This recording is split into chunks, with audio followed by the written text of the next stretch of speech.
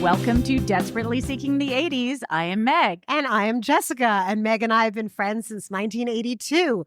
We got through middle school and high school together here in New York City, where we still live. And where we podcast about New York City in the 80s, I do Ripped from the Headline. And I do pop culture. And we are at Bailey's Corner Pub on 85th and York for our celebration of our 100th episode. Meg, it has been 2 years. Yes. You look stricken. I mean, the numbers are a little overwhelming. I don't have a great history of stick-to-itiveness.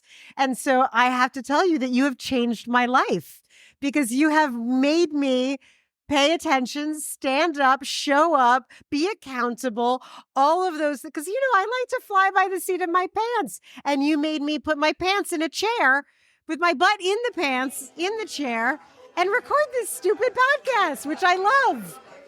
And a lot of other people love it too because they're here. Yes, at our celebration. We are so lucky that we have a bevy, a phalanx, a troop of people who we have interviewed on this podcast and who have been our fans and our BFFs and our fact checkers, whether I have liked it or not.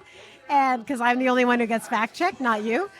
And we are so lucky that they love us and they're here. Other, and they seem to be getting along. I know there's a lot of kibitzing. There's a lot of kibitzing and a lot of backslapping. And we asked them some questions. We did. And so because this episode is sort of our taking a little time off and partying episode, we have a special selection of interviews from this party to share for the podcast. We asked people engagement questions and they engaged with us. And you're going to hear what some of them had to say about it. And it's kind of amazing. Field trip, field trip, field trip, field trip.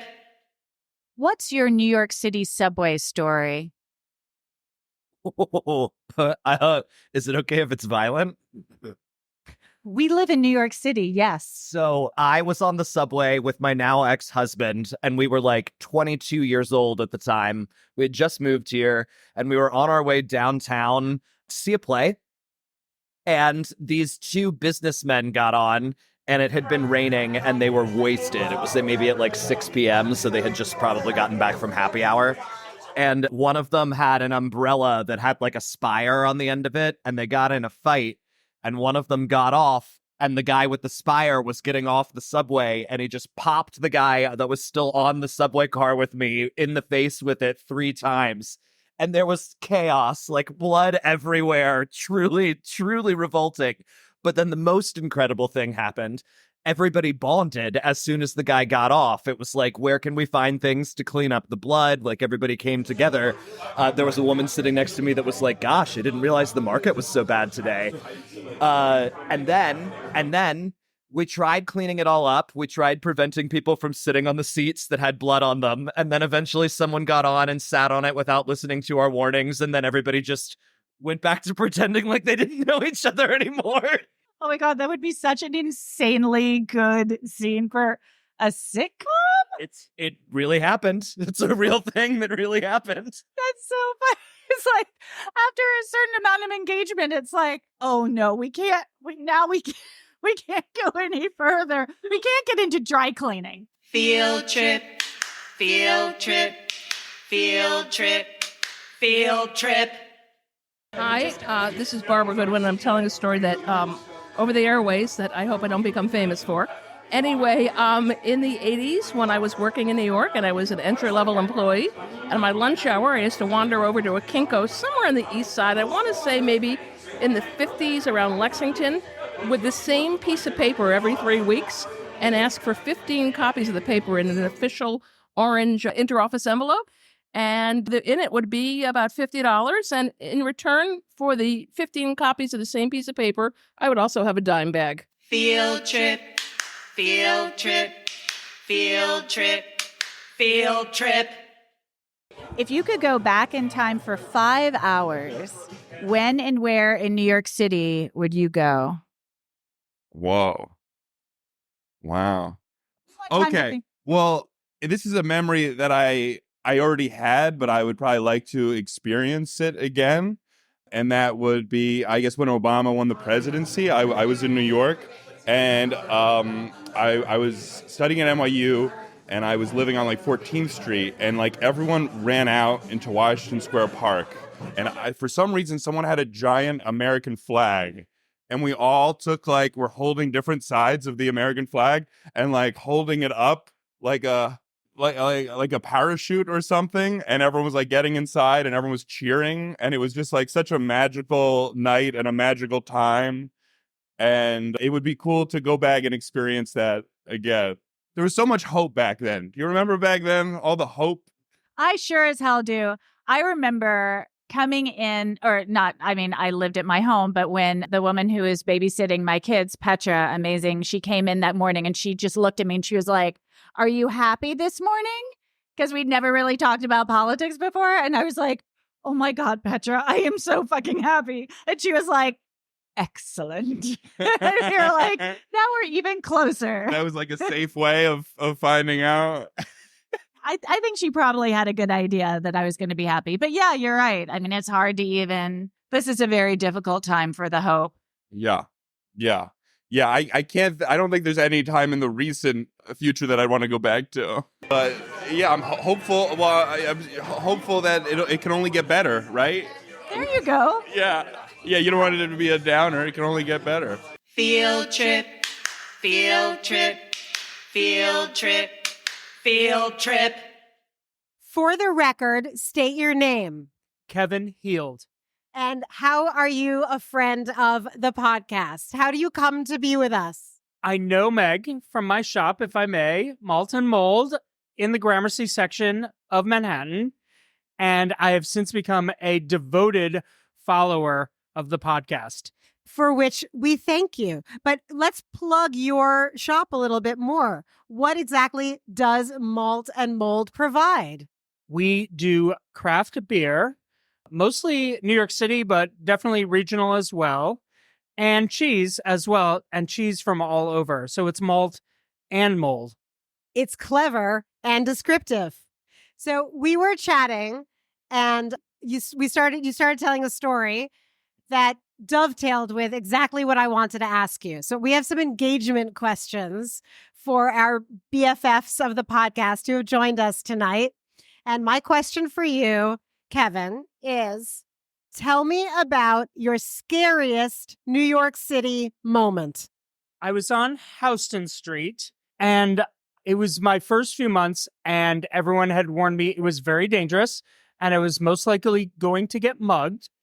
And I saw a pizza delivery guy on a bicycle with two very large, very tough-looking men pretty much not around him, on top of him. It felt like they were on top of him. And I started to move off of the sidewalk, and I had developed a habit of walking in the middle of the street when I felt like I might be in danger. Quite rightly. But that also felt dangerous because there's traffic. And then I realized they were just giving him directions. And I immediately felt home in the city, and I stopped being afraid. That's a heartwarming, hallmarky kind of not so scary story. 1991. Oh, that was very scary. Yes. I have a friend who we always joke about when it's cold out. There's a certain thing that we say because my friend's friend was in a very similar situation where he saw some very giant, tough guys running at him. It was New Year's Eve. And you know when it's so cold that the sidewalk rings out? So it was that cold. And he was all by himself in a really not good part of the city. And these big giant guys were running at him. And he was like, "This is when I die. This is it. This is how it is." And as he looks up and they're running at him, they split. And so they go around him, and the one that's right next to him is going, "This shit is brisk. This shit is brisk." So anytime it's cold, this shit is brisk. It is brisk. Well, Say it again. this shit is brisk. This shit is brisk. Spiked up here, and it's relatively delightful outside, but it's still, this shit is brisk on a bike. This shit is brisk on a bike, and it's your hands. Hands and my For me, my ears. Yes. A little bit of a puppy. You're just a tender sprout? Well, it's the new word, the new P word I'm using instead of the old P word, because I understand, and correct me if I'm wrong, you can't use the other P word anymore. I don't know about It's that. the other adolescent domestic pet word that begins with a P anymore. I'm not even allowed to use that term anymore. You're not? No, not me. I don't think I should. I think I should just listen to people, and when they tell me I can't say something, not say it. But puppy, I'm trying to get puppy going. Puppy's a good word, right? Also an adolescent domesticated pet. You win. If we were the internet, you would have broken it this evening. I applaud you. Thank you. You're welcome. Field trip, field trip, field trip, field trip. If you could spend the night in a New York City museum, which would you choose? I would definitely choose the Met.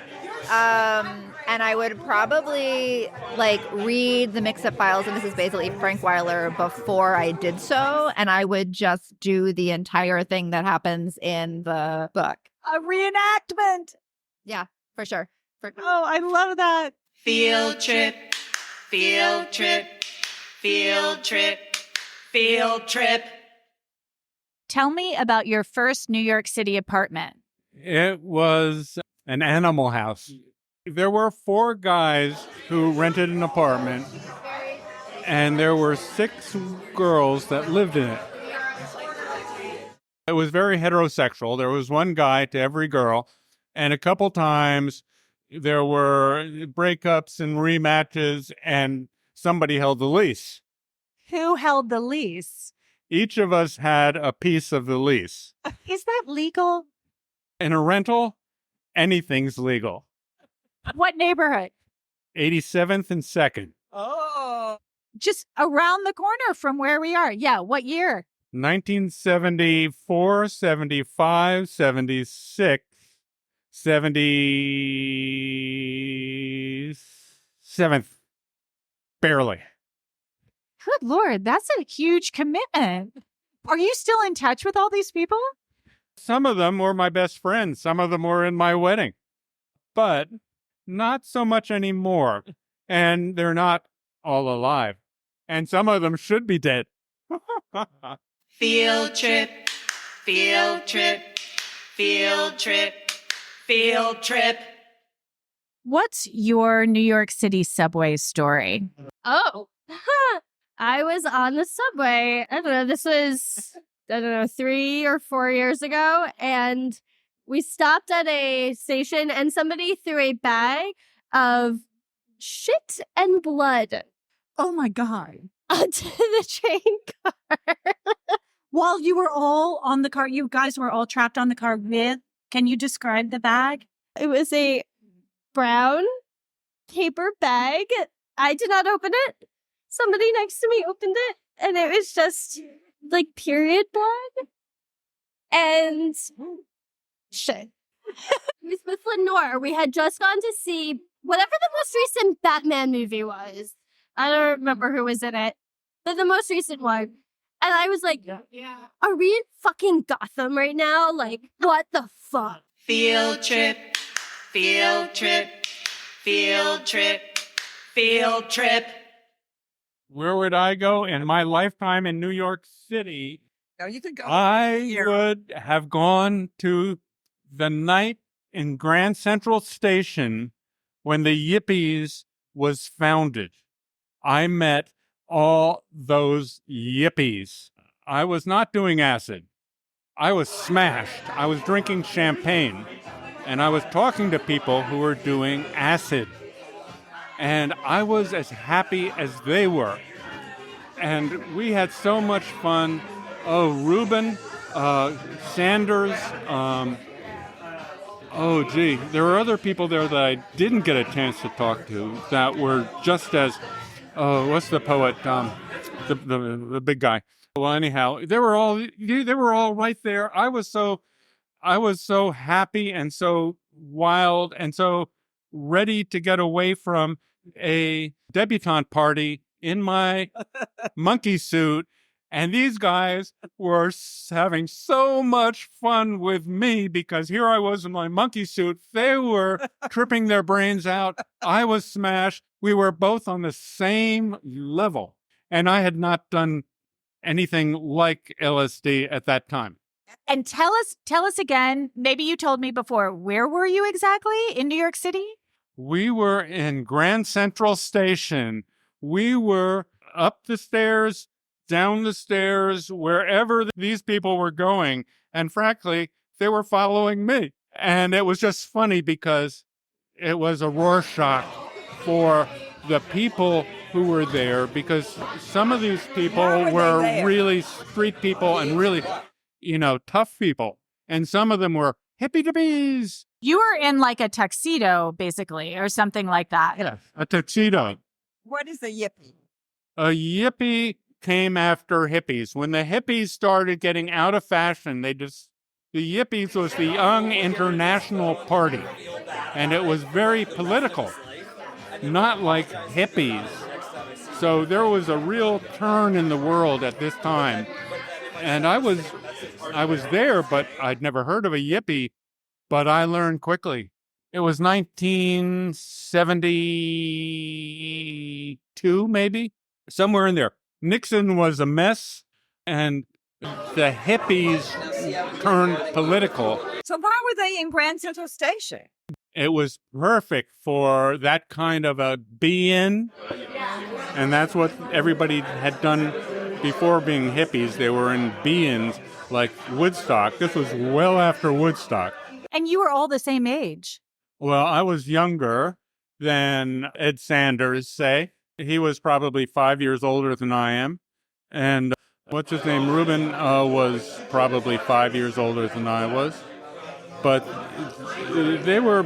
I can just see you being swept up with this crowd, David. It sounds like something out of Catcher in the Rye. It was 5 hours. I missed my train. I stayed for this.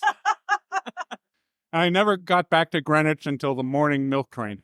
Field trip, field trip, field trip, field trip. So that happened.